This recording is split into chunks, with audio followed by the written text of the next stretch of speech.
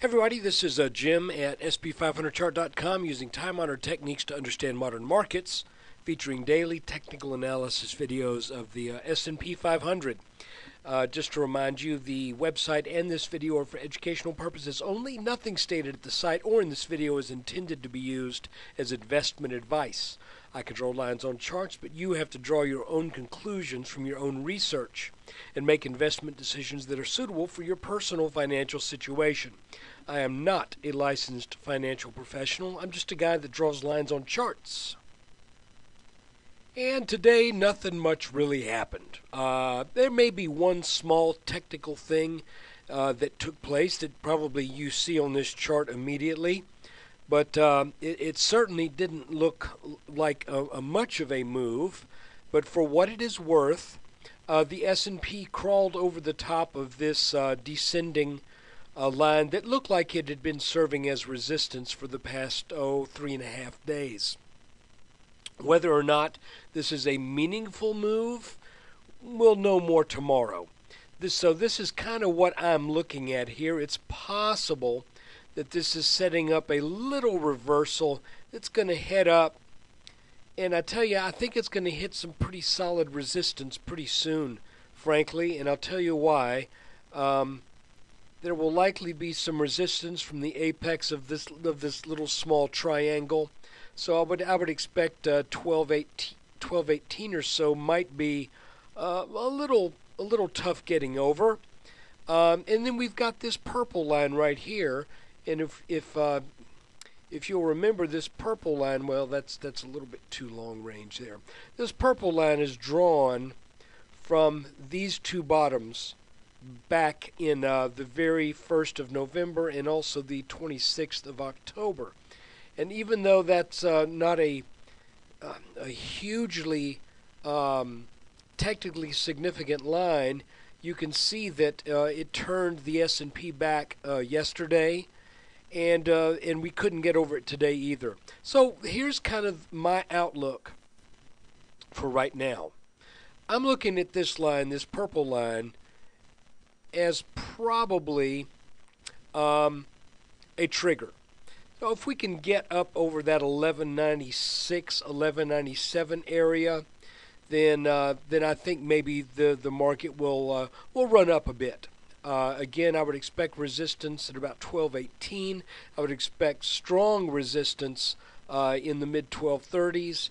And if it were to take that out, very strong resistance up in the mid-1240s. I don't think we're going to have to worry about that kind of move tomorrow, frankly, because going into a holiday, it's probably going to be pretty thin trading. And I just don't see a huge move in the making. Hey, famous last words. That's possible. But you see what I'm saying. This is our target still from our triangle pattern down here in the mid-1150s. If I go to a 30-minute chart, I think it shows up a little better. Yeah.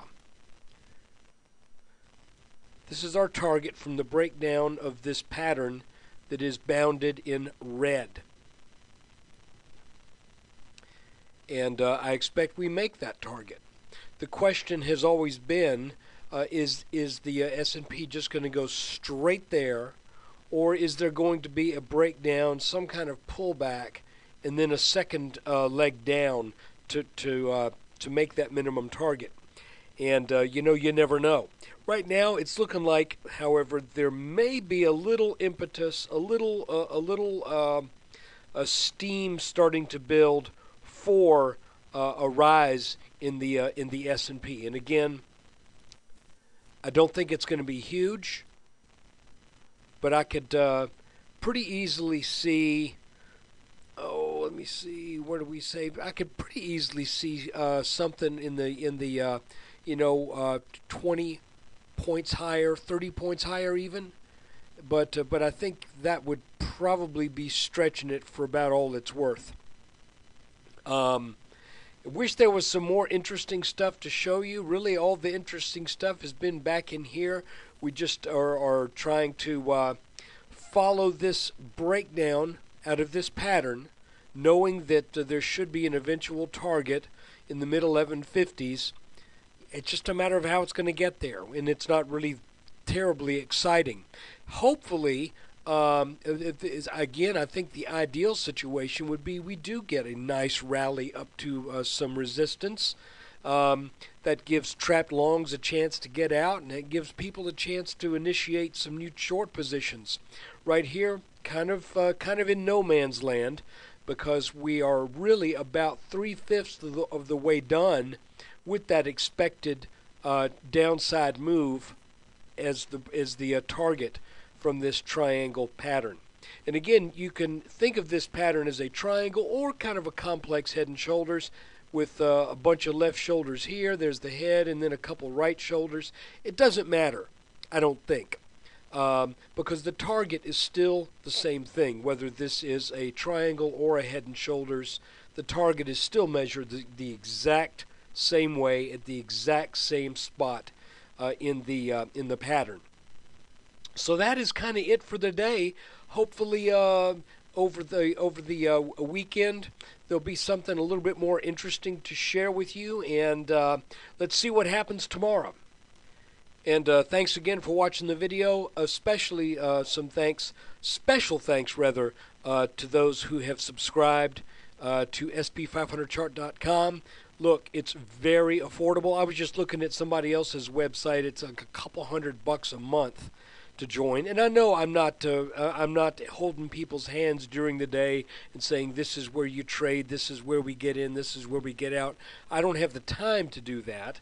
But I think what I offer is maybe just as valuable in that you can learn from it and you can start to put these things to use in your own analysis. The cost is $19.95 per month or $189.95 a year.